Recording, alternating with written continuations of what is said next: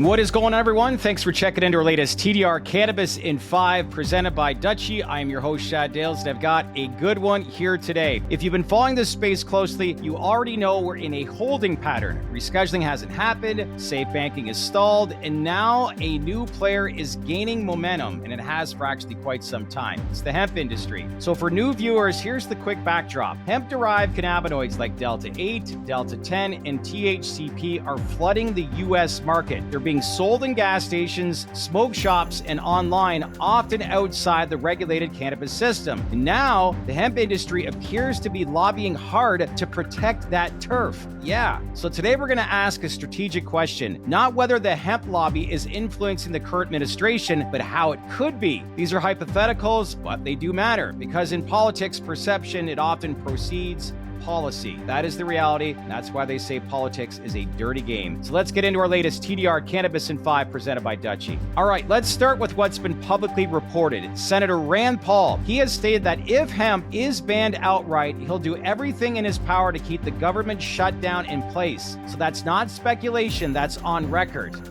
So now, we don't know the full extent of the lobbying behind that position, but it does raise a serious question. Is hemp lobby gaining enough traction to shape federal priorities? Hemp operators are organizing, they're hiring former Hill staffers, they're forming PACs, and they're framing their product as legal, accessible alternatives to regulated cannabis. Not so fast. So the message, yes, it is simple, don't kill hemp to save cannabis, but the reality, as we know, is much, much more complicated.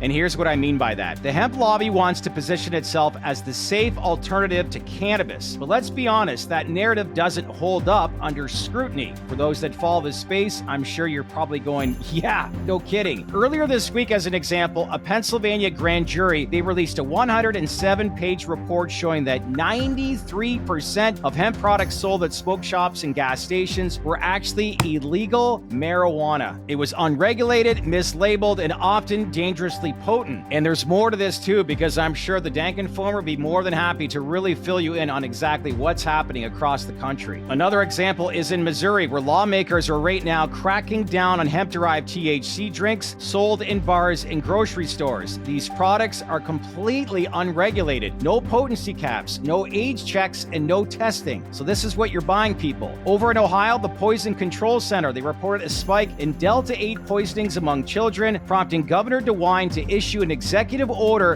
banning intoxicating hemp products. Down south in North Carolina, the Attorney General had to warn parents about THC-infused candies being sold in packaging that mimics Halloween treats. Yeah, this is happening. And across the country, like I said, Delta-8 products are being manufactured in unregulated facilities with inconsistent potency and contamination risks. And this is according to a 2025 regulatory roundup. So no, this isn't a safe alternative. It's an unregulated synthetic workaround that's putting consumers, especially kids, at risk. And that is the reality. And more people need to know about this. So let's now shift to Washington and talk about Susie Wiles. She's not a household name, but she is in Trump's orbit because she's arguably the most powerful political strategist in the room. Wiles has been described as a quiet supporter of cannabis reform. She understands the states' rights argument. She also sees the economic upside. And she's reportedly been one of the few voices in Trump's inner circle pushing for more modern stance on cannabis. Okay, but here's the hypothetical. Could the hemp lobby be influencing her now? Could the framing of hemp as a safer, simpler alternative to cannabis shift the internal calculus? Those are questions that need to be asked. We don't know right now, but if hemp is seen as politically safer, less controversial, and more commercially viable, it could complicate the path to full cannabis reform. So what does this translate into? Well, meanwhile, the cannabis industry is still waiting. The DEA has yet to act on the HHS recommendation to reschedule cannabis from Schedule 1 to Schedule 3. So as we know, that move, yes, would be historic. It would eliminate 280E tax penalties, and it would begin to slowly but surely open the door towards institutional capital. And it would also legitimize the industry in the eyes of many mainstream investors. But every week that it passes without action, it creates more uncertainty. And right now in that vacuum, the hemp lobby, they could be gaining ground as there's more delays. Again, this is hypothetical, but it's worth asking. Is the delay actually actually giving hemp operators more room to shape the narrative? That is a question that needs to be asked right now. So really, what happens next? Well, it all comes down to language. So when we look at the Farm Bill, or whatever version gets passed, it will likely include new definitions around hemp-derived cannabinoids. And that there, everyone, is where the battle lines are being drawn. If the bill tightens the definition of hemp to exclude synthetic cannabinoids, let's face it, the gray market, it collapses overnight, and that's a good thing. But if the language stays vague, or worse, if it explicitly protects Delta-8 and similar compounds, it could entrench the hemp industry's position and weaken really the urgency for broader cannabis reform. So right now, this is where the cannabis industry needs to be laser focused. Because let's face it right now, the wrong language in the Farm Bill, it could delay federal cannabis reform for years, not months,